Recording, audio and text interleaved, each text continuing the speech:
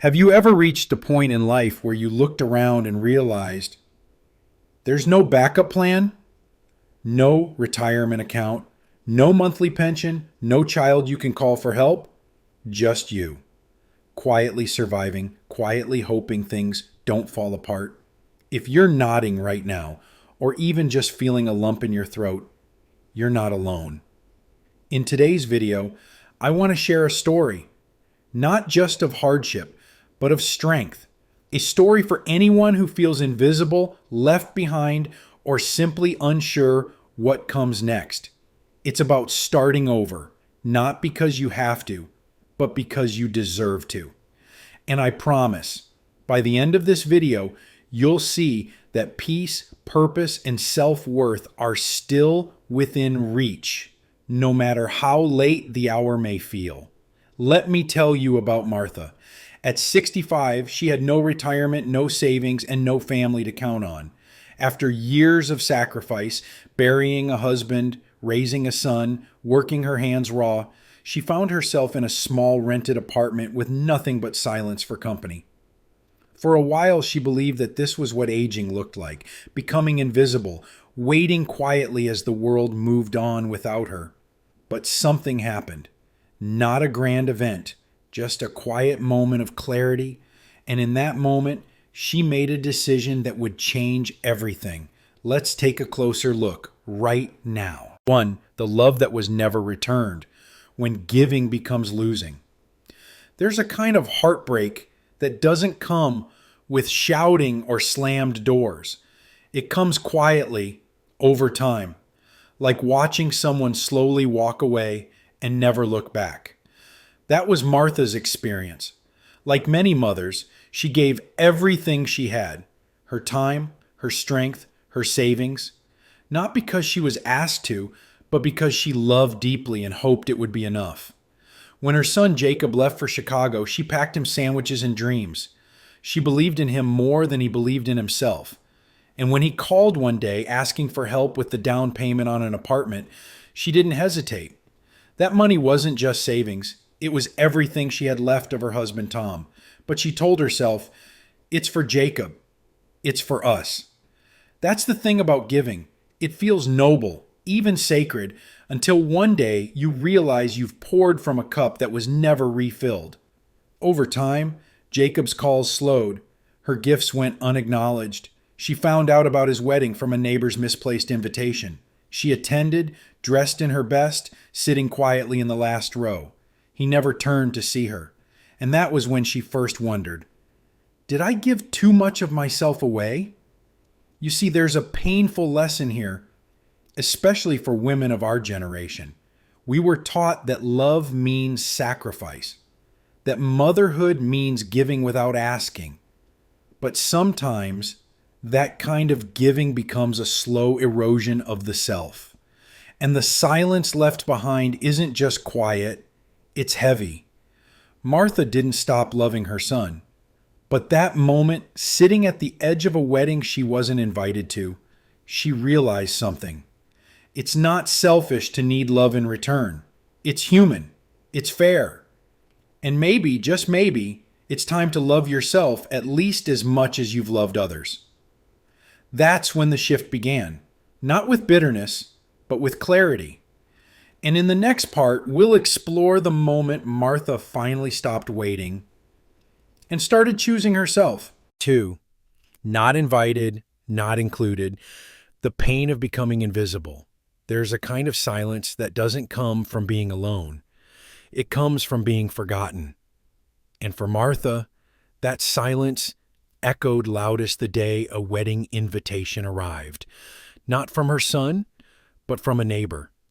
It had been delivered to the wrong house by mistake. That elegant envelope, thick with gold trim and fancy script, held more than just a date and location. It held a message far deeper. You don't matter enough to be told. She stood there with that envelope in her hand, heart sinking, mind racing. Was it an oversight? Or something worse? Was she not meant to be part of that chapter in her son's life? Still, Martha did what many of us would. She packed her best dress. She bought the bus ticket. She showed up quietly, respectfully, full of hope. But hope is a fragile thing.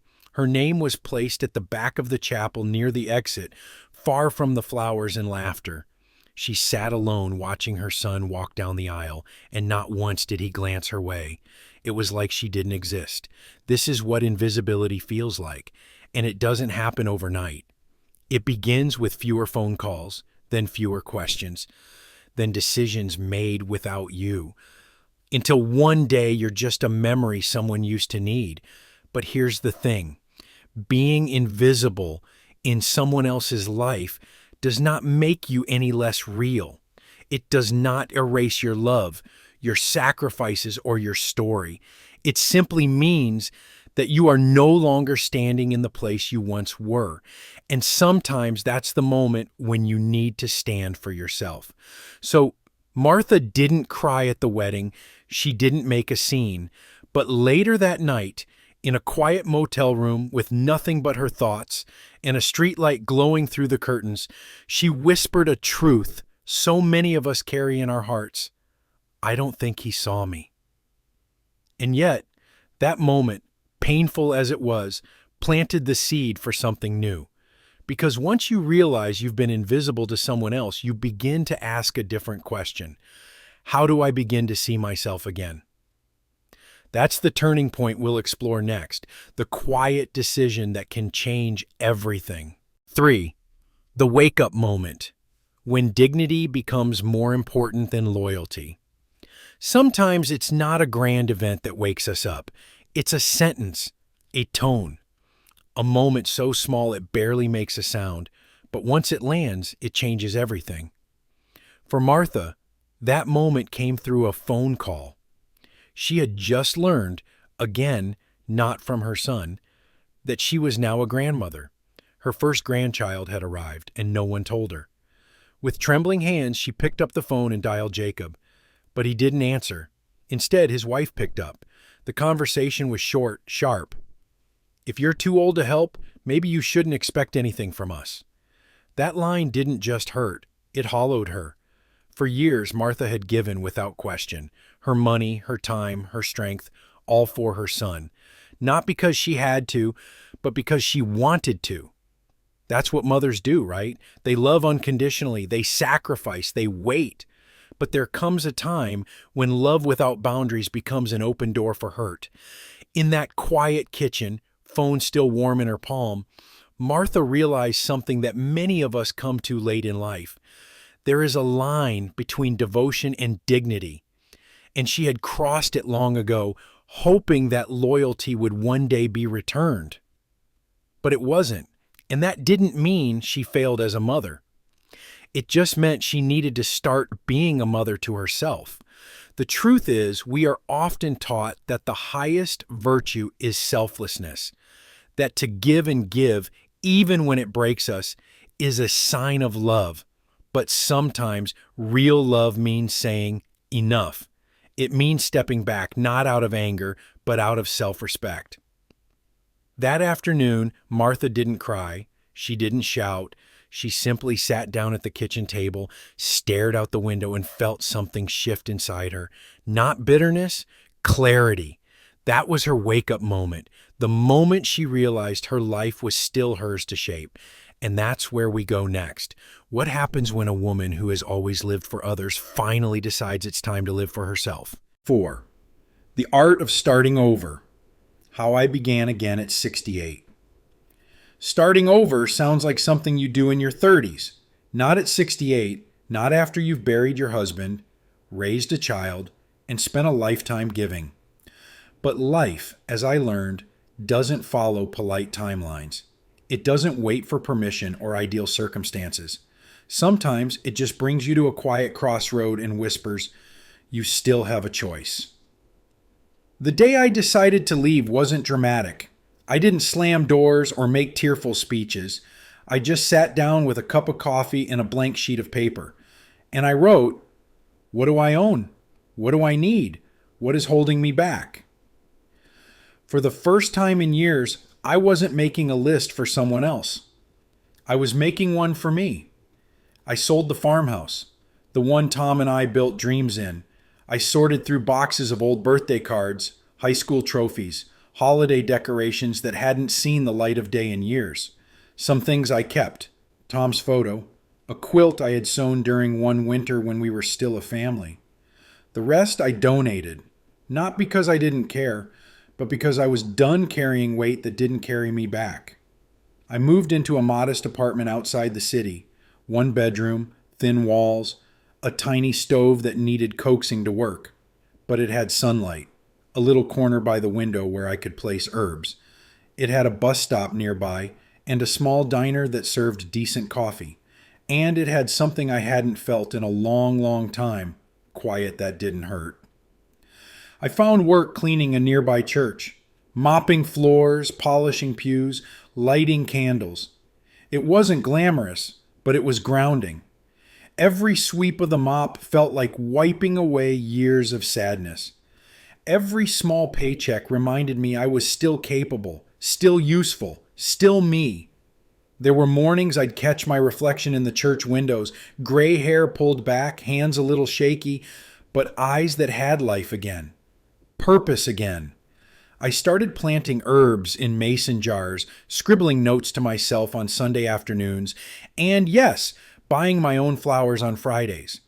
Starting over isn't about erasing the past. It's about building a softer landing for what's next. It's learning that you're allowed to begin again. Even when the world says you're too old, too tired, too late. And if you've ever felt stuck, I want you to know, you don't have to wait for someone else to give you permission. The permission is already yours. Your story didn't end when the children grew up or when your partner passed. It didn't end with silence or disappointment. Because here's the truth. Peace doesn't come from being needed. It comes from knowing that you can stand on your own, breathe on your own, and smile just because the morning sun found your window. In the next part of our journey, I'll share how I built a life full of quiet joy and simple routines. Not because everything was perfect, but because I finally made room for myself in my own story. Let's keep going. 5. Finding strength in small routines, little things that saved me. People often think strength comes from grand decisions, from marching forward with boldness and certainty. But at 68, I learned something very different. Strength for me began in the tiniest places, in the quiet rituals that no one else saw. In the early hours before the city stirred, when I swept the church floor with the soft hum of old gospel playing from a radio in my coat pocket. It's funny, isn't it? The things that save us are rarely loud. After moving to my little apartment, I didn't make a big plan. I just promised myself one thing. I'd keep moving, gently. So I made a list, not of dreams, but of habits. Wake up with the sun, wash the dishes as soon as I used them, step outside for a walk, even if just to the corner, buy fresh flowers every Friday because beauty doesn't need a reason. On Tuesdays, I went to the market with a small woven bag. I'd pick up eggs, bread, sometimes a peach if they looked ripe. I'd stop by the bench near the florist, sip tea from a thermos, and let the breeze find my face. No one knew my name there, but that silence wasn't lonely. It was peaceful. On Thursdays, I'd write letters, not to Jacob, but to myself. You are still here, I'd begin, and you're doing just fine. Some days the letters were just one sentence. Other days, I'd pour out memories or worries or hopes I didn't know I still had. I folded them carefully and placed them in a tin box by my window. Over time, that box grew heavier. Not with sadness, but with proof. Proof that I was living. That my days had shape and color. Evenings became sacred. I'd light a candle, pour a cup of chamomile, and sit by the window as the streetlights flickered on. No TV, no noise, just the sound of my own breath. I'd close my eyes and whisper, "You did enough today." And slowly, I began to believe it. There was no big turning point, no applause, just one steady step after another. And those steps, they held me up. The lesson I learned is this: life doesn't have to be fast to be meaningful. You don't need to change the world to feel whole. Sometimes sweeping a floor, folding your laundry, or buying yourself flowers is enough. Sometimes those are the bravest acts of self love. If you're feeling lost, I want you to know you don't need to do something huge to feel alive again. Just begin with a rhythm that's gentle. Make tea in the morning, take 5 deep breaths, stand by the window and feel the sun on your face. Let the small things carry you forward. They did for me. And as we move into the final part of this journey, I'll share what this new life has truly taught me. Not just how to survive, but how to feel whole again, even when the world forgets you. Let's walk there together. 6. Rewriting the role of mother. Loving without disappearing. For most of my life, I believed being a mother meant giving everything. Every ounce of energy, every dollar in the drawer, every quiet dream I once held close to my heart. I thought love was measured by sacrifice. And for many years, that belief carried me until it began to cost me pieces of myself I didn't know I was allowed to keep. I didn't realize it at first. It crept in gently, the way shadows stretch across a room at dusk. At first, I was the mother who gave her son lunch money, advice, and late-night pep talks. Then I was the mother who sent the savings, made the calls, packed the care boxes he never acknowledged. And finally, I became the mother who stood quietly in the last row of his wedding, watching him celebrate a life that no longer had room for me. It hurt, not just the silence, but the invisibility. But here's what I learned in the stillness that followed. Being a mother doesn't mean you have to disappear. Loving your child doesn't mean forgetting yourself. I had spent so long measuring my worth by how needed I was. And when the needing stopped, I felt like I no longer had value. But that wasn't true. One quiet Sunday, sitting at my little kitchen table, I wrote something in my notebook that changed me. I am more than someone's mother, I am someone. It sounds simple, even obvious. But for me, it was a revelation. That my kindness could have boundaries, that my love could be strong without being endless, that I could give from a full cup instead of draining myself dry. I began to rewrite what it meant to mother.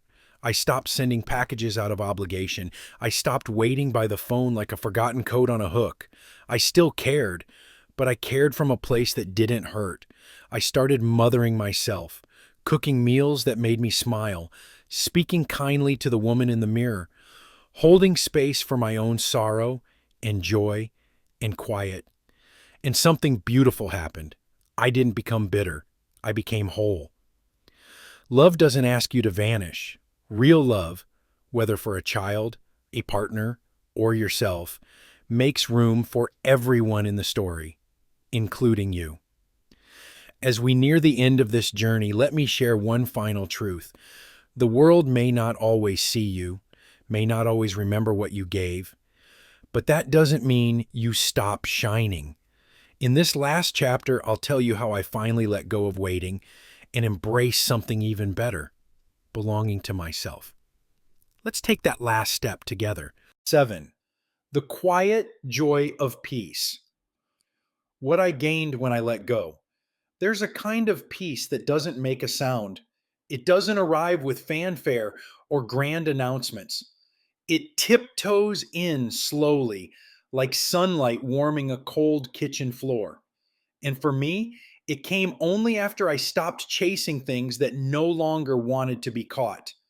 For years, I carried the weight of expectations, of what my life should have been, of the calls I thought would come, of the family dinners I hoped to cook again. I clung to an image that no longer matched reality, hoping that somehow, by holding on tighter, it might come back.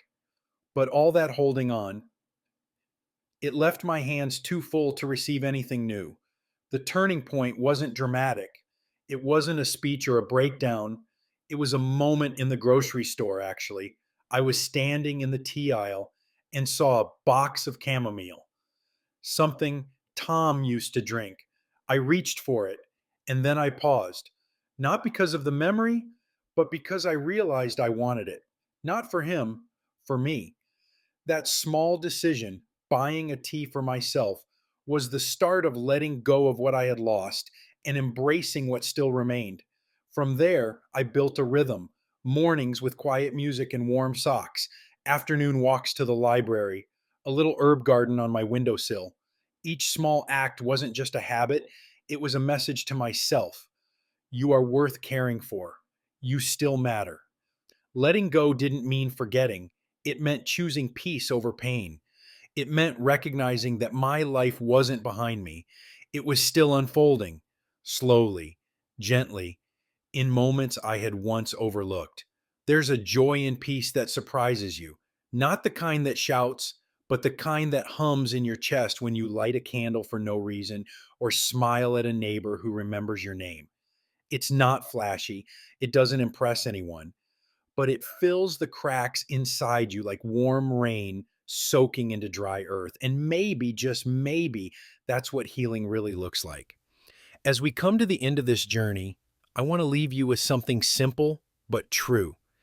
Peace isn't something you wait for others to give, it's something you grant yourself, one small kindness at a time.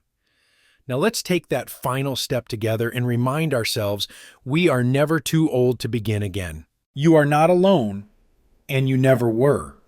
If you've made it this far, sitting with me through all the quiet moments, the painful memories, the small victories, then let me tell you something from the bottom of my heart. You are not alone, and you never were. I know how easy it is to feel invisible in this world that moves so fast, to wonder if your voice still matters, to sit at the edge of your bed and ask yourself, does anyone see me anymore? I've been there, more times than I care to admit. I've watched the phone sit silent. I've walked through rooms where no one turned their head. And I've carried the ache of loving deeply without always being loved back. But here's the truth I found on the other side of all that silence. Our worth doesn't fade just because others stop noticing.